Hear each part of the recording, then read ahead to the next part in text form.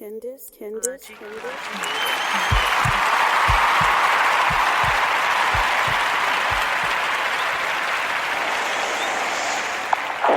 janvier, un séisme de magnitude 7,3 a violemment frappé Haïti. A major earthquake measuring 7.3 on the Richter scale. ضرب جزيرة هايتي زلزال عنيف. Tiempo Haiti den 12 قريبة هايتي خطرفت.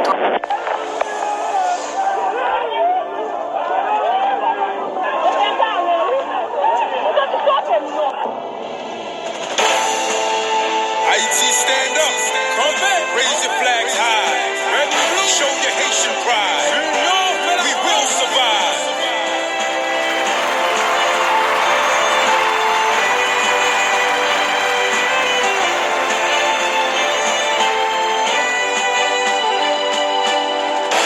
Qui ça c'est papa ici? Toujours frappé, fallait toujours river.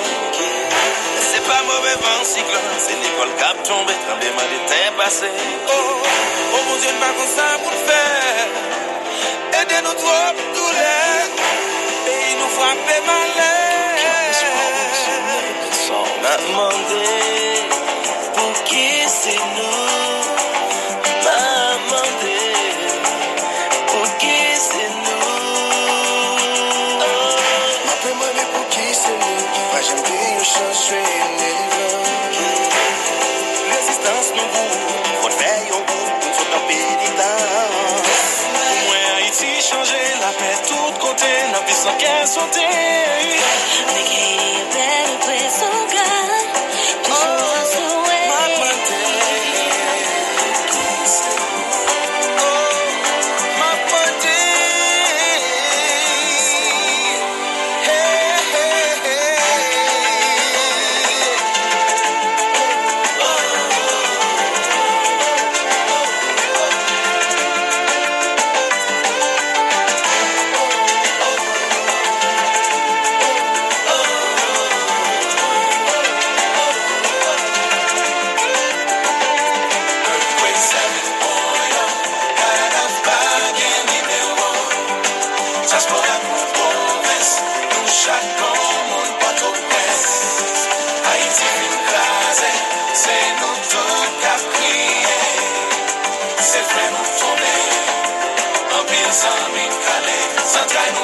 Maman, papa, cap crier.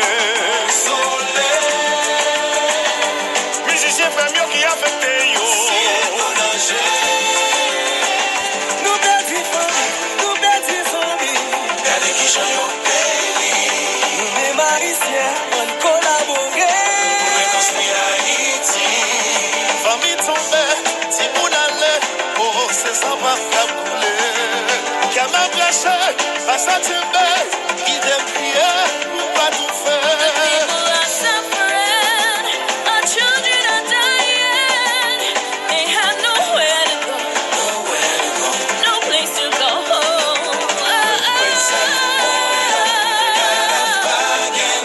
No le paguen numéro.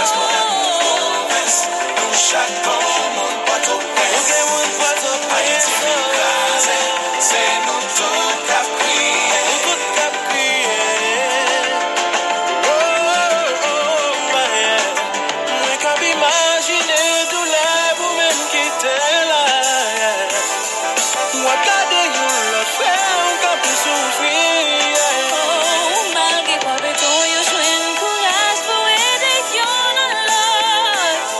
Juste à tout haïtien te consacre. Ça montre nous, et papa ici, gagne courage. Même après 10 jours, même après 15 jours, yo qui l'espoir à joindre la vie. Nous pas de sang, mais on pas payant. C'est pour y a pour de pays voyant. Mon Dieu, puis j'en fais mon avant. Les vieux têtes nous gardent devant. La belle raison, c'est pour que ça puisse tout habiter. Que la question maman, son papa, son famille, la vie c'est en bas. Aïe, je sais ni mon riche, ni mon pauvre, je dois en tirer même côté. Ça veut dire l'ennemi en bas, ni vous, ni moi, mais son mentalité. Hello tout le monde, ici Candice Fuego, c'est mon épisode ici. on a un invité que j'ai déjà fait un épisode avec lui, l'épisode numéro 48, qui est du 7 décembre 2019 passé. On avait parlé des relations à longue distance et tout ça. Aujourd'hui, comme nous sommes le 12 janvier 2020, ceci marque une tragédie qui a affecté beaucoup d'Haïtiens et beaucoup de personnes qui connaissent des Haïtiens suite à le tremblement de terre qui est survenu le 12 janvier 2010. Donc aujourd'hui, c'est la 10e année officiellement de la situation. Et lui, Stanley, habitant actuellement en Haïti, est une personne qui a passé l'épreuve, la tragédie lui-même et qui est un survivant. Donc, il fait partie de nos héros d'Haïti, haïtiens en tant que tels, qui sont toujours face à cette épreuve. Donc, j'apprécie déjà ta participation, Stanley. Ça va pouvoir éclaircir certaines personnes aussi sur cette triste réalité-là. Donc, de base, si tu veux, tu peux t'introduire à nouveau, afin que pour ceux qui n'ont pas entendu l'épisode 48 dernier. Donc, vas-y, Stanley, c'est à ta guise. Bonsoir à tous et salut Candice. Et merci à nouveau de m'avoir invité dans ton show. Et je pense que c'est toujours un plaisir. Et je pense que c'est pas assez tard normalement pour formuler mes vœux pour ce nouvel an. Je souhaite à tous les auditeurs normalement une bonne année 2020. Surtout la santé, parce que c'est vraiment important d'avoir une bonne santé pour pouvoir tout affronter et réussir les différentes étapes par rapport avec notre quotidien. Mais encore, salut, comme annoncé, je suis actuellement présent pour vous parler un peu de la tragédie et du 12 janvier 2010, 10 ans déjà, par rapport à cette tragédie qui a laissé pas mal de pleurs, pas mal de larmes, de mauvais souvenirs chez beaucoup d'Haïtiens, tantôt en Haïti ainsi qu'à l'étranger. Mais toutefois, on va essayer pendant quelques instants de parler un peu de cette tragédie. Parfait. Merci pour votre ouverture.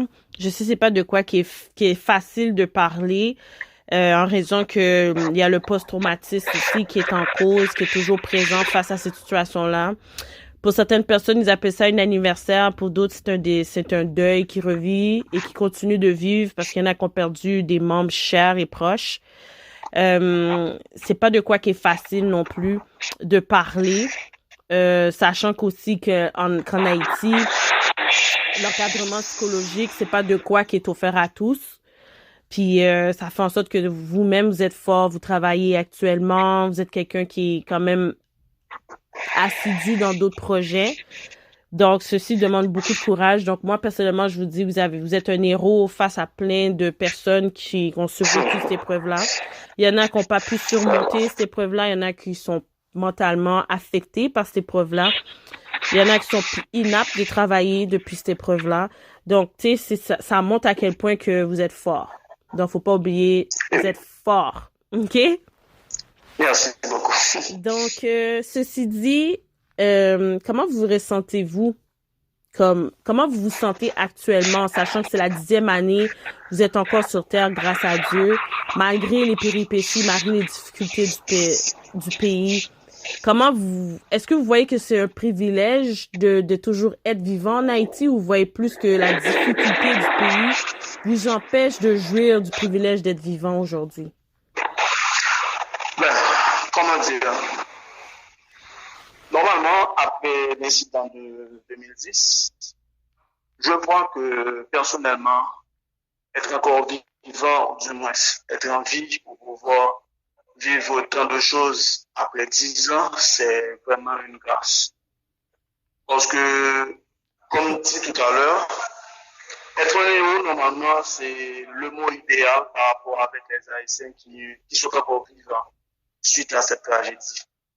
Parce que je dis toujours, si je suis encore vivant, c'est parce que normalement je suis destiné à quelque chose. Je suis destiné à être quelque chose demain et que normalement je dois foncer à toutes les occasions normalement pour pouvoir faire de cette chance, ou du moins de cette possibilité de vivre, je veux dire une richesse de façon à ce que mes enfants, mes progénitures normalement puissent alors bénéficier normalement de ma présence sur cette terre.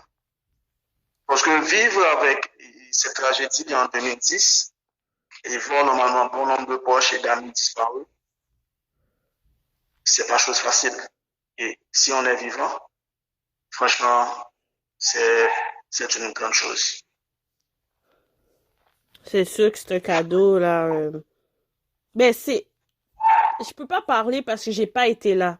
Moi, j'étais juste affectée du fait que mon père était là-bas lors du tremblement de terre et a vu beaucoup de gens autour de lui périr devant lui. Donc, psychologiquement, mon père a été affecté par cette situation-là, comme plusieurs personnes que j'ai côtoyées dans ma vie. Plusieurs personnes, malheureusement, sont mortes là-bas après le traumatisme parce qu'ils ont fait une crise. Il y avait l'hypertension qui les a comme pété. Ils n'avaient pas leur médication dû au fait que leur maison a été affectée. Si pas affectée, les routes les permettaient pas au fait de se rendre à la maison. Donc, il y en a qui étaient hors de ressources. Vous comprenez? Fait que c'est sûr que moi, j'ai beaucoup de sympathie face à la situation. C'est pas de quoi qui est facile à vivre. Donc, je vais aller avec mes questions. Soyez à l'aise de répondre comme bon vous semble. Puis si c'est une question que vous voulez pas répondre, je vais respecter ça aussi. Donc, je vais aller avec le fait que comment vous vous êtes ressenti la veille du tremblement de terre dans votre sommeil? Comment vous êtes senti? Je vous pose cette question-là, mais je veux votre réponse avant de donner ma réponse. Mais la veille du tremblement de terre, le 9 janvier 2010, comment était votre journée avant cette tragédie? Comment vous êtes réveillé? Votre sommeil était comment? Alors, comment dire? Je me rappelle, le 1er janvier 2010, il y avait une sorte de tristesse dans le pays. On pouvait voir normalement dans le visage de chaque Haïtien présent, à cette heure, du moins, à partir du 1er janvier, une sorte de tristesse. Il n'y avait pas de joie. Il y avait normalement une sorte de tranquillité dans le pays où que, quelle que soit la personne, ressentait une sorte de peur, ressentait quelque chose qui allait passer. Mais on n'attendait pas à ce que normalement ça soit ainsi. Mais la veille du 12 janvier, je me rappelle que j'avais mon laptop et que j'avais une amie qui habitait dans le nord, qui veut dire au Cap-Haïtien. Et chaque jour, je prenais le temps de m'amuser avec elle sur Internet, de parler de tout et de rien. Et si on avait développé des relations sentimentales et on vivait cette relation à distance. Et c'est ainsi que normalement, le 11 janvier, j'ai passé tout mon temps. J'ai passé tout mon temps dans la matinée chez moi, devant mon laptop, avec mes nourritures normalement, pour pouvoir partager le temps avec elle. Parce que je ne m'attendais pas à ce que cela arrive. Mais par contre, elle était la personne avec qui, pendant cette journée, que j'ai passé beaucoup de temps. Jusqu'à 1h du matin, je pense que je l'avais dit, bon, je vais me reposer parce que je me suis craqué. Fait journée sur Internet avant, on va parler de tout d'abord avant. Bon, on va m'aller pour que je connaisse demain matin pour m'aller en faculté. Mais j'avais normalement cette décision depuis novembre 2009 pour que par rapport avec l'ambiance qui venait dans le pays, je me suis dit, bon, il vaut mieux me focaliser sur la possibilité de trouver du travail au lieu de foncer avec mes études universitaires, vu que normalement l'ambiance du pays demande à ce que normalement chaque Haïtien doit avoir quelque chose en poche. Et je me suis dit, bon, je vais abandonner l'université. Je vais simplement me présenter le 12 janvier et dire à l'administrateur que je veux plus continuer.